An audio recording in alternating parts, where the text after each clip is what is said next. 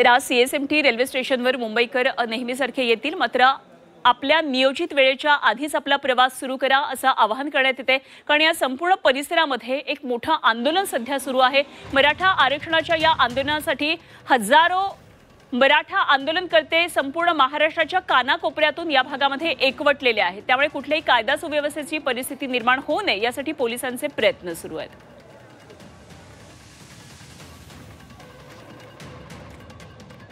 तर एकंदरीतच आज या संपूर्ण भागामध्ये काय वातावरण आहे आणि महत्त्वाचं म्हणजे आझाद मैदानावर आज मराठा आंदोलनकर्त्यांची संख्या वाढती आहे असं चित्र दिसते। पहाटेपासून अनेक आंदोलनकर्ते आलेले आहेत आणि या सगळ्या घडामोडींवर लक्ष ठेवून आमचे प्रतिनिधी कपिल राऊत आणि सीएसएमटीवर आमचे प्रतिनिधी शुभम कोळी।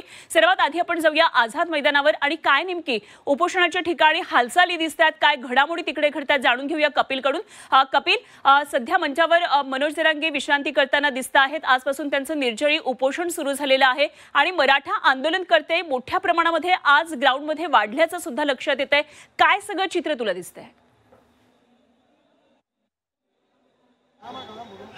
नक्कीच आज मनोज जरांगे पाटलांच्या उपोषणाचा चौथा दिवस आहे आणि चौथ्या दिवसाला एक वेगळं महत्त्व आहे, कारण की आज जरांगे पाटील हा पाणीत्यागही करणार आहे। त्या 3 दिवस ज्यांनी अन्नत्याग केलं होतं, आता चौथ्या दिवशी ते पाणीत्याग करणार आहे। मी आजपासून ते पाणीही ग्रहण करणार नाहीयेत। तुम्ही बघू शकता माझ्या मागे काल रात्री उशिरेने झोपल्याने अजूनही जरांगे पाटील हे विश्रांती करत आहेत आणि दुसरीकडे मात्र जे कार्यकर्ते आलेले आहेत त्या कार्यकर्त्यांचा जो जोश आहे तो पाहायला मिळतोय। अनेक कार्यकर्ते हे हळूहळू आता आझाद मैदान या परिसरात जमायला लागलेले आहेत। तुम्ही बघू शकता का घोषणाबाजी सुरू आहे।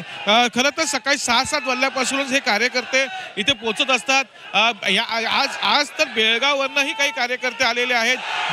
बेळगावचा जो प्रश्न आहे त्या संदर्भात ते मदती घेणार आहेत जरांगे पाटलांशी आणि बेळगावचा पूर्ण सपोर्ट हा जरांगे पाटलांना मिळणार आहे असंही त्यांनी सांगितलेलं आहे।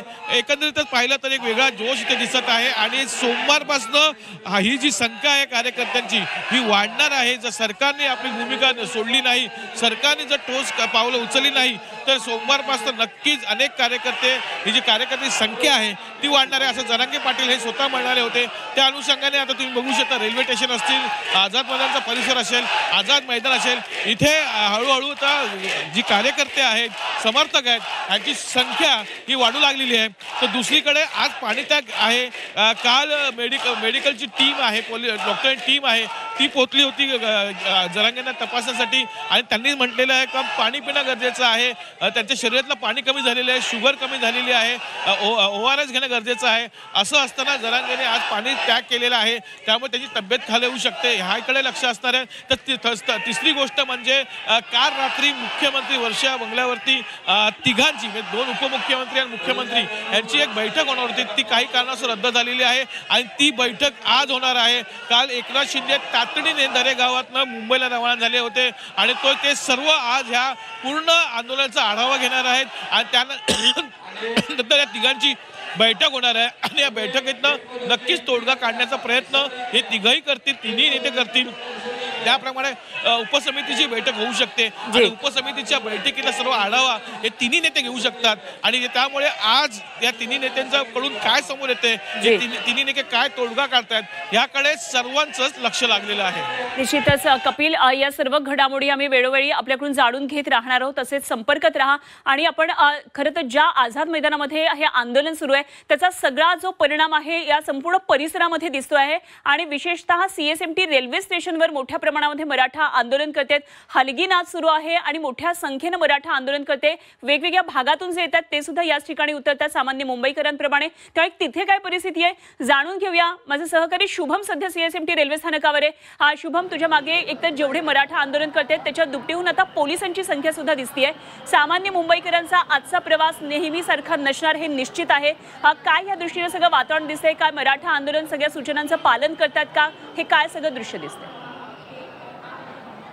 निश्चित पाहिलं तर या ठिकाणी मोठ्या प्रमाणामध्ये रेल्वे प्रवाशांच्या ऐवजी जी आहे ती मराठा बांधवांची गर्दी एकंदरीत पाहायला मिळते। आपण पाहिलं तर ह्या साईडला जे दृश्य आपण पाहतो ते सेंट्रल रेल्वेचं आहे, तर दुसऱ्या बाजूला ट्रान्स हार्बरचं हे दृश्य आहे। ज्यावेळी ह्या संपूर्ण लोक या ठिकाणी येतात त्यावेळेस मोठी गर्दी या ठिकाणी पाहायला मिळते। पोलिसांच्या वतीने सध्या दोन्ही बाजूला बॅरिकेडिंग केलेलं आहे आणि एक मधला मार्ग जो आहे तो या संपूर्ण रेल्वे प्रवाशांकरिता मोकळा केलेला आहे, परंतु मोठा ताण जो आहे तो या ठिकाणी निर्माण होतो। अशा प्रकारे पोलिसांच्या माध्यमातून सूचना ज्या आहेत या ठिकाणी प्रवाशांना देण्यात येत आहेत, परंतु मोठ्या प्रमाणामध्ये प्रवाशांची गैरसोय या ठिकाणी कुठेतरी होताना दिसते। परंतु ही संपूर्ण परिस्थिती आपण पाहतोय की रेल्वे पोलिसांच्या माध्यमातून जे आहे ते हाताळण्याचं काम मोठ्या युद्ध पातळीवरती सध्या सुरू आहे, कारण पीक अवरचा हा टायमिंग आहे। दुपारी आपण पाहिलं तर 11-12 पर्यंत जी आहे ही गर्दी अशीच प्रकारची कायम जी आहे ती या ठिकाणी असते, परंतु या ठिकाणी संपूर्ण गर्दी जी आहे ती अनिर्णाण होताना आपल्याला पाहायला मिळते, कारण मराठा बांधवांनी जे आहे ते हे संपूर्ण रेल्वे फलाट आपल्याला पाहतोय हे संपूर्ण या ठिकाणी अडवल्याचं दिसून येतं। आपण पाहिलं तर आता नुकतीच एक कर्जत लोकल या ठिकाणी सीएसएमटी स्थानकामध्ये आलेली आहेत आणि हिच्यामधून देखील आता मोठी गर्दी या ठिकाणी आपण पाहू शकतो। कशा प्रकारे आता गर्दीचं प्रमाण पुन्हा वाढेल, परंतु रेल्वे प्रशासनाच्या माध्यमातून जी आहे ती वारंवार सूचना या ठिकाणी रेल्वे प्रशासनाला करण्यात येतात। जे मराठा बांधव या रेल्वे स्थानकाच्या परिसरामध्ये आहेत त्यांना या ठिकाणाहून जो मधला हॉल त्यांना करून देण्यात आलेला आहे, त्या ठिकाणी त्यांना जाण्याकरिता विनंती करतात, परंतु मराठा बांधव जे आहेत ते पुन्हा त्यांना खेचून या ठिकाणावरती घेऊन येत आहेत, जेणेकरून मोठी अडचण जी आहे ती या ठिकाणी रेल्वे स्थानक परिसरामध्ये होत आहे।